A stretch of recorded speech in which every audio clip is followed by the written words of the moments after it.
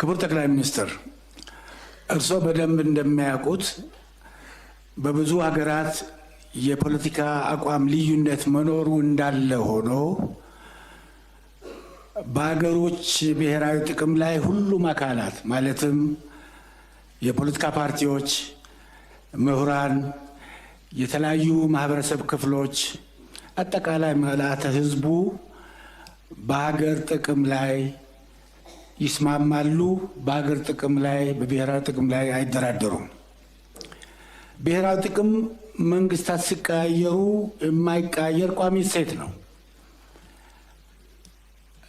ባለመታደል ሆኖ በሀገራችን ብሔራዊ ጥቅምን ከቡድንና ከስልጣን ጋር በማያያዝ ለሀገር ህልውና አደጋ የመፍጠር ሁኔታዎች ይታያሉ። በዚህም ሁኔታ በብሔራዊ ጥቅም የሚደራደሩ ቡድኖችና ግለሰቦችን በሀገራችን የማየት አሳፋሪና አሳዛኝ ሁኔታ ይስተዋላል።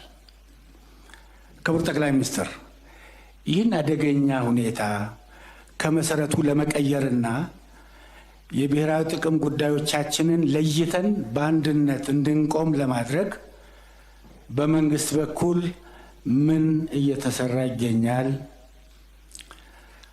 እርሶስ በዚህ ዙሪያ ለሁሉም የፖለቲካ ኃይሎችና የኢትዮጵያ ጉዳይ ያገባኛል ለሚሉ ሁሉ የሚያስተላልፉት መልእክት ካለ ብንሰማው ደስ ይለኛል።